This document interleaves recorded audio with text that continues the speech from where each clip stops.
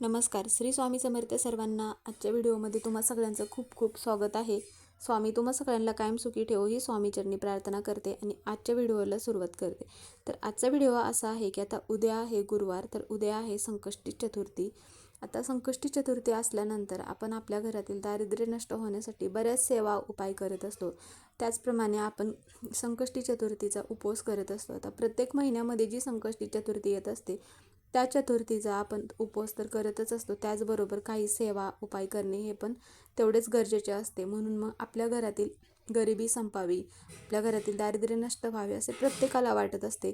त्यामुळे मग आपल्याला संकष्टी चतुर्थीला काही उपाय करणे महत्त्वाचे आहे.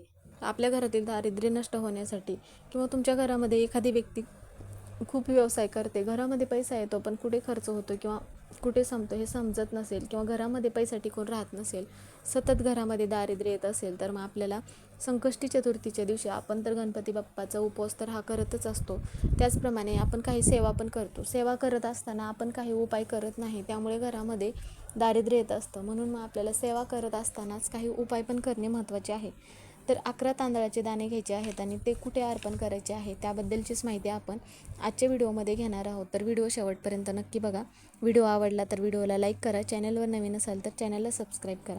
तर गणपती बाप्पा हे विद्येचे ज्ञानाचे देवता मानले जातात, हे सगळ्यांना माहितीच आहे. आता घरामध्ये मुलांची प्रगती होत नाही किंवा सतत पैशाच्या अडचणी निर्माण होत असतात, तर मग आपल्याला काय करायचं आहे, हा 11 तांदळाच्या दाण्याचा उपाय आपल्याला दिवसभरातून कधी पण करायचा आहे. त्या अगोदर आपल्याला घरामध्ये सगळीकडे पाणी शिंपडायचं आहे. म्हणजे आपण जर कोणत्याही देवाची सेवा किंवा उपाय किंवा पूजा वगैरे करत असेल तर आपण घरातील नकारात्मकता अगोदर घालवतो. त्यामुळे घर साफ करून घ्यायचं आहे आणि घरामध्ये पाण्यामध्ये 2 थेंब गंगाजल टाकायचं आहे आणि ते पाणी घरात शिंपडायचं आहे आणि घराच्या बाहेर पण शिंपडायचं आहे.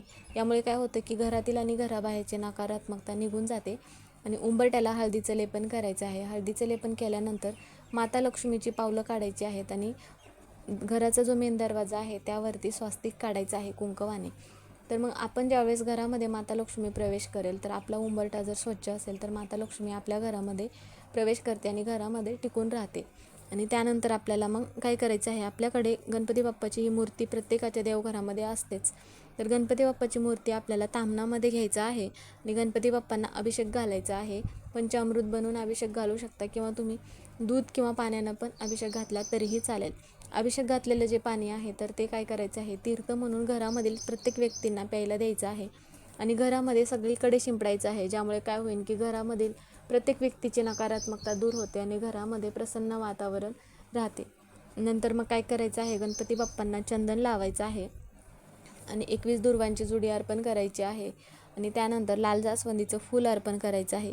म्हणजेच की गणपती बाप्पांना ज्या वस्तू प्रिय आहेत त्या वस्तू आपल्याला आजच्या दिवशी आवर्जून घरी आणायच्या आहेत.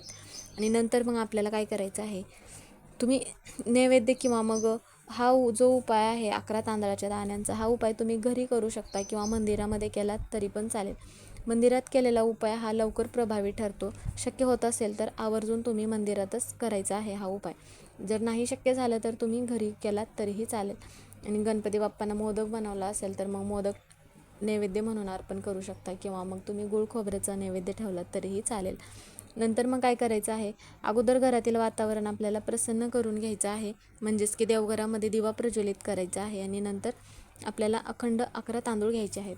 आणि तुम्ही मंदिरामध्ये जर करणार असेल तर मंदिरातलं वातावरण नेहमी प्रसन्नच असतं.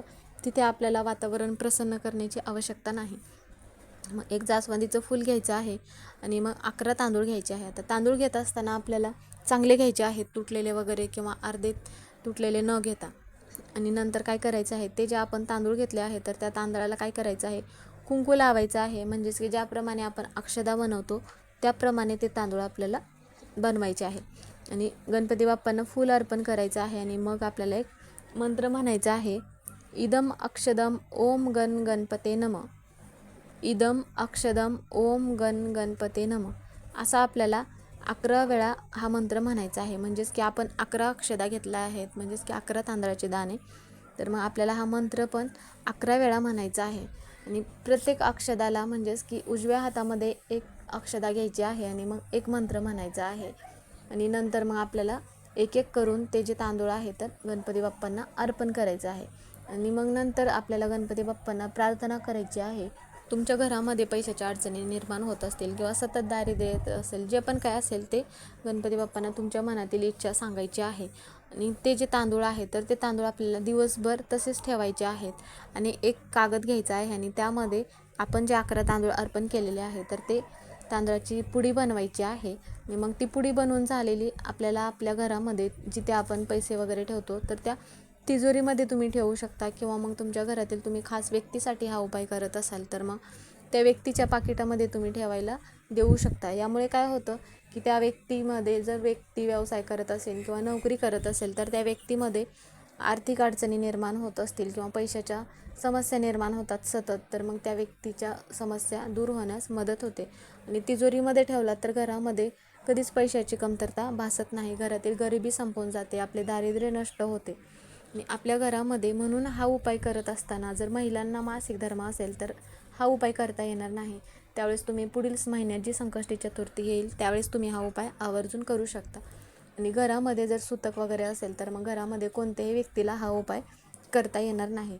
त्यानंतर पण तुम्ही पुढील महिन्यामध्ये जी संकष्टी चतुर्थी येईल त्यावेळेस केलात तरीही चालेल.